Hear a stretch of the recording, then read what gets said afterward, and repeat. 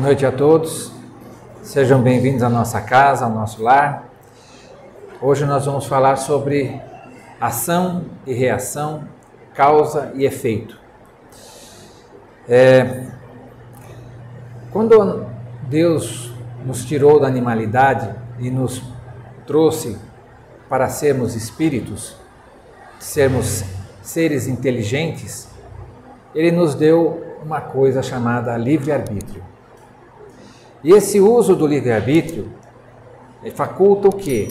Faculta que a hora que a gente acerta, a gente tem os méritos, e a hora que a gente erra, a gente tem a responsabilidade sobre aquilo que a gente fez de errado.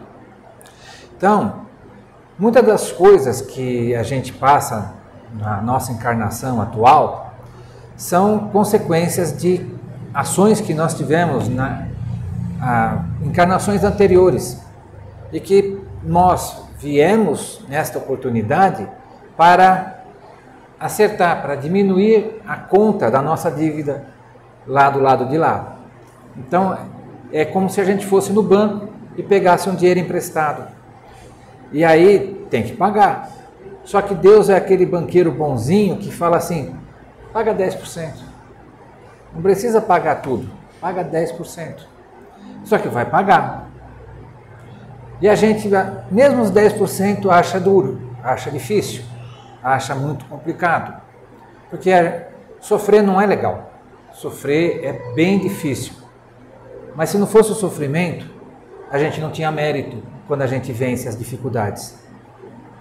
Quando a gente vence as dificuldades, é nosso mérito. Deus dá sempre. Deus está o tempo inteiro apoiando. Os bons espíritos estão o tempo inteiro nos apoiando, se nós nos sintonizarmos com eles. E nós temos que aprender a distribuir esse pouquinho que a gente consegue pegar daquilo que ele nos dá. E entender sempre que aquilo que acontece com a gente vai nos favorecer, vai nos fazer crescer espiritualmente e pessoalmente. Então, nós vamos nos tornar pessoas melhores ao passarmos pelas dificuldades. Muitas vezes a gente passa pela dificuldade e a coisa não ficou bem resolvida e ela mais para frente aparece de novo e mais para frente aparece de novo. É porque a gente ainda não deu a resposta certa. Nós ainda não colocamos aquilo que nós deveríamos de acertar definitivamente. Quando a gente tem só esse tipo de coisa para acertar, está tudo bem. Mas tem coisas, às vezes, muito mais difíceis, muito mais complicado. Tem um texto do irmão X, no livro Contos e Apólogos, que chama Dívida e Resgate. Eu vou ler um pedaço para vocês. Na antevéspera do Natal de 1856, Dona Maria Augusta Correia da Silva, senhora de extensos haveres, retornava à fazenda às margens do Paraíba, após um ano de passeio repousante na corte. Acompanhada de numerosos amigos que lhe desfrutariam a festiva hospitalidade, a orgulhosa matrona, na tarde chuvosa e escura, recebia os 62 cativos em sua casa, que sorridentes e humildes lhe pendiam a bênção. E todos iam lá e agradavam a sua senhora e tinham uma atenção com ela. E ela, muito orgulhosa, não dava a devida atenção para os seus cativos, né? E aí ela pede que todos sejam guardados na senzala. Manda todos para a senzala, menos uma certa escrava, que ela pede para que o feitor, junto com ela, vão para a beira do rio que passava do lado da fazenda, para conversar com essa escrava. E ela fala: você está grávida, quem que é o pai dessa criança? E a escrava fala, é o senhor Zico, sinhá. O senhor Zico é o filho dela. O filho dela tinha deixado a escrava grávida. E ela pega e fica ensandecida e chama a mulher de miserável, e aí fala que era para ela falar que isso não era verdade, né? Que isso era uma infâmia. E ela falou, não posso, é verdade. Então a mulher pega e fala para o feitor que era para jogar ela no rio. E o feitor fica assim, né? Falou, falei para você jogar no rio. E aí ele pega e vai jogar ela no rio, e a moça fala, não faça isso, eu não sei nadar. E ela é jogada no rio, e o rio, forte e caudaloso, leva o corpo embora, e a pessoa morre afogada. 100 anos se passaram. E na antevéspera do Natal de 1956, Dona Maria Augusta Corrêa da Silva, reencarnada, estava na cidade de Passa Quatro, no sul de Minas, e mostrava-se noutro corpo de carne como quem mudara de vestimenta, mas era ela mesma, com a diferença de que, ao invés da rica latifundiária, era agora apagada mulher em rigorosa luta para ajudar o marido na defesa do pão. Sofria no lar as privações dos escravos de outro tempo. Era mãe, padecendo aflições e sonhos. Meditava nos filhinhos, ante a expectação do Natal, quando a chuva sobre o telhado se fez mais intensa. Horrível temporal desabava na região. Alagara-se tudo em derredor da casa singela. A pobre senhora, vendo a água invadir-lhe a casa, avançou para fora, seguida do esposo e das crianças. As águas, porém, subiam sempre em turbilhão envolvente e destruidor, arrastando o que se lhe opusesse à passagem. Diante da ex-fazendeira erguia-se um rio inesperado e imenso, e em dado instante, esmagada de dor ante a violenta separação do companheiro e dos pequeninos, tombou naquele rio revoltoso, gritando em desespero, socorro, socorro, meu Deus, valei-me nosso Senhor. Todavia, decorridos alguns momentos, apenas um cadáver de mulher descia correndo abaixo ante o silêncio da noite. Essa aqui é uma história que o Humberto de Campos, o irmão X, contou nesse livro, que para a gente pensar assim, então Deus foi injusto, ou Deus é vingativo, ele pegou e a mulher passou a mesma coisa que ela fez com a escrava. Mas ela não teve ninguém jogando ela dentro do rio, certo? Muito possivelmente ela programou essa passagem na vida dela para resgatar esse crime hediondo que ela tinha feito. Que ela matou 2 pessoas, matou a escrava e matou a criança que estava para nascer. Então, quando passa uma situação dessa, assim, a gente vê um desastre, uma coisa horrível dessa, a gente fala, meu Deus, que coisa terrível, né? Por que Deus deixou que isso acontecesse? Porque, em muitos casos, é necessário para aqueles que estão passando por aquelas dificuldades, por aquelas catástrofes, para poder resgatar alguma coisa lá de trás. Eu vou citar mais um exemplo aqui, também do irmão X, que é o caso também de uma enchente, por coincidência. No livro Contos dessa e de outra vida, ele tem um textinho chamado Verdugo e Vítima, onde ele fala que tinha um rio que estava transbordando lá no Mato Grosso. E o rio estava transbordando e um rapaz que vivia de barqueiro, ele falou, puxa, não longe daqui vive o seu Licurgo, né? Eu vou lá falar com o homem, né? Ver se eu tiro ele da casa, depois eu volto e pego as coisas dele. Aí ele foi lá, bateu na porta, seu Licurgo, seu Licurgo. E o seu Licurgo abriu, falou, oi, então o rio está subindo, já já pega a sua casa. Ah, não, eu estou aqui há muitos anos, nunca chegou até aqui o rio. Não, seu Licurgo, vai dar ruim.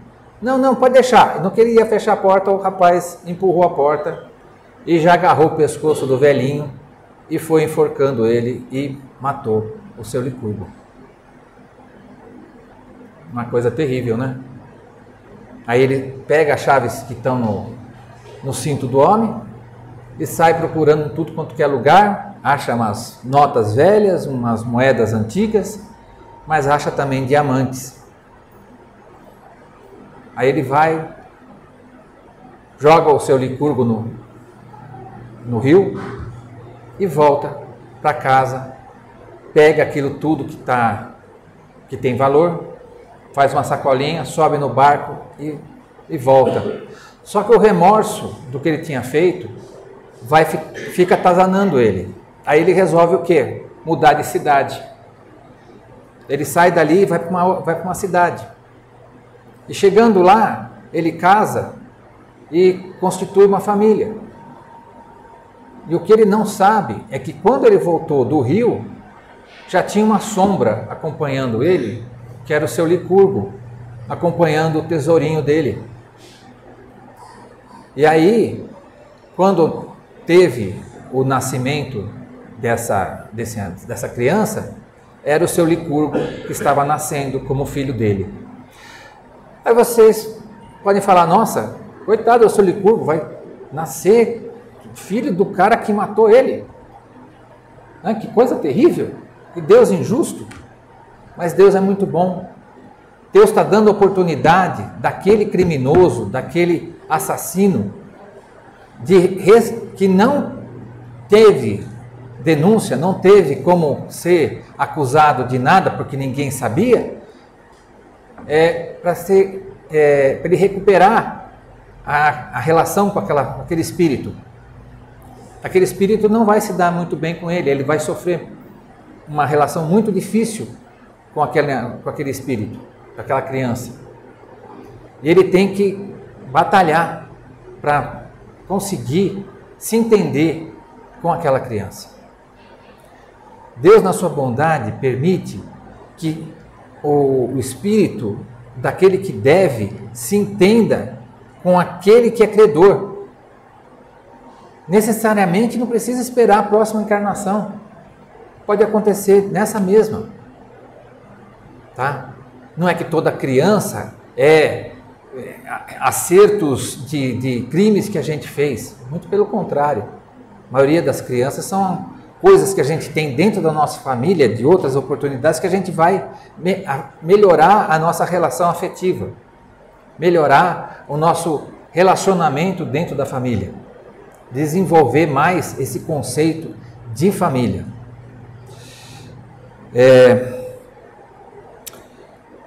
Então, tem uma outra historinha também, essa daqui já é do André Luiz, no livro Ação e Reação, que chama Dívida Agravada, em que veio 3 espíritos para reencarnar na Terra, 2 irmãs e um rapaz. E as irmãs tinham tido problemas, né, relações com o rapaz em outras encarnações. Uma roubava o marido da outra em outras oportunidades. E dessa vez vieram como irmãs e vieram com a tarefa de se ajudar para construir uma família. Uma delas construiu uma família com o rapaz. E no caso, era a Zilda, né? Então o Jorge era para casar com a Zilda, formar uma família, e a irmã, que ia ser a Marina, ia vir para dar apoio, para auxiliar, para que eles constituíssem uma família. Então estariam resgatando assim o quê? Relações de infidelidade na vida passada, tá? Mas aí chegou na hora A Marina olhou bem para o Jorge e falou: puxa, eu sinto uma atração tão grande por você, mas não sei como, nem porquê, mas você é o homem da minha vida. E rouba o Jorge da irmã e acaba fazendo com que a irmã saiba, né, praticamente na véspera do casamento, que ela estava se relacionando com o futuro marido, né? Então ela acaba se suicidando.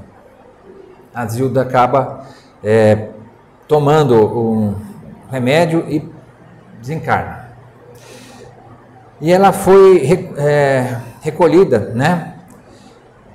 E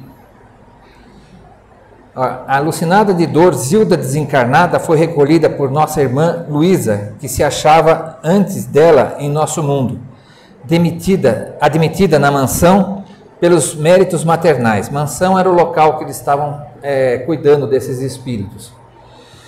A genitora, desditosa, rogou o amparo dos nossos maiores. Na posição de mãe, apiedava-se de ambas as jovens, de vez que a filha traidora, aos seus olhos, era mais infeliz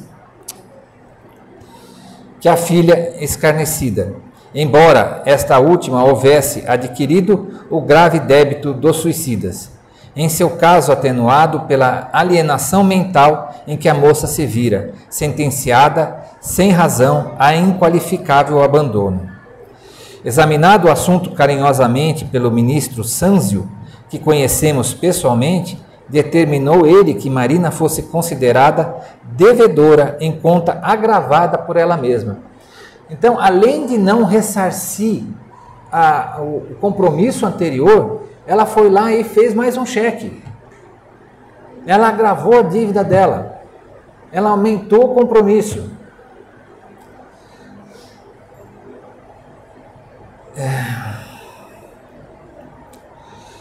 E logo após a decisão providenciou o fim, a fim de que Zilda fosse recambiada ao lar para receber aí os cuidados merecidos. Marina furtara-se à renunciação abençoada pela irmã, que lhe era credora generosa, mas condenara-se ao sacrifício pela mesma irmãzinha, agora imposta pelo arresto da lei, ao seu convívio, na situação de filha terrivelmente sofredora e imensamente amada. Foi assim que Jorge e Marina, livres, casaram-se, recolhendo da terra a comunhão afetiva pela qual suspiravam. Entretanto, 2 anos após o enlace, receberam Zilda em rendado berço como filha estremecida, mas, desde os primeiros meses do rebento adorado, identificaram-lhe a dolorosa prova. Zilda, hoje chamada Nilda, nasceu surda-muda e mentalmente retardada, em consequência do trauma perispíritico experimentado na morte por envenenamento voluntário. Quando a pessoa comete o suicídio, seja por que meio for, ela prejudica o seu perispírito. O perispírito é a nossa relação do corpo com o espírito. Tá? É a interface que faz a relação entre o pensamento do espírito e a execução do corpo físico. Quando se prejudica o corpo físico, você está criando um trauma, criando uma marca no perispírito e isso prejudica o espírito. E ela voltou com esses tipos de marcas que prejudicaram o conhecimento dela, a fala, a audição. Então, ela voltou, mas voltou naquele lar, porque Deus ainda deu a oportunidade para a Marina de se entender com a irmã. Olha, apesar disso tudo, está aí a sua irmã, está aí o espírito que você se desentendeu. E neste momento, você tem a oportunidade de cuidar dela para o resto da sua vida. Então, o que a gente tem que entender, que causa e efeito é, eu fiz, sou responsável. Como eu vou pagar? Deus poderia exigir que a Marina se suicidasse também? Não, Deus é bom, Deus é perfeito, Deus é justo. Mas o que Ele faz? Ele permite que ela receba no seio da família aquele espírito que ela perturbou, que ela transtornou de uma maneira que ficou sem ter como se equilibrar psicologicamente e mentalmente e de repente até assediado por outros espíritos para tomar uma atitude de se suicidar. Então, quando a gente vê as pessoas sofrendo por dificuldades assim terríveis, a gente tem que pensar, graças a Deus, estão se acertando, vão vencer. O que a gente tem que fazer é não piorar a situação das pessoas e buscar o tempo inteiro aliviar a carga. Não é sustentar, é dar apoio para que cada um vença as suas dificuldades, para que cada um realize aquilo que precisa fazer na sua encarnação para poder vencer, para poder avançar. É isso aí. Muito obrigado.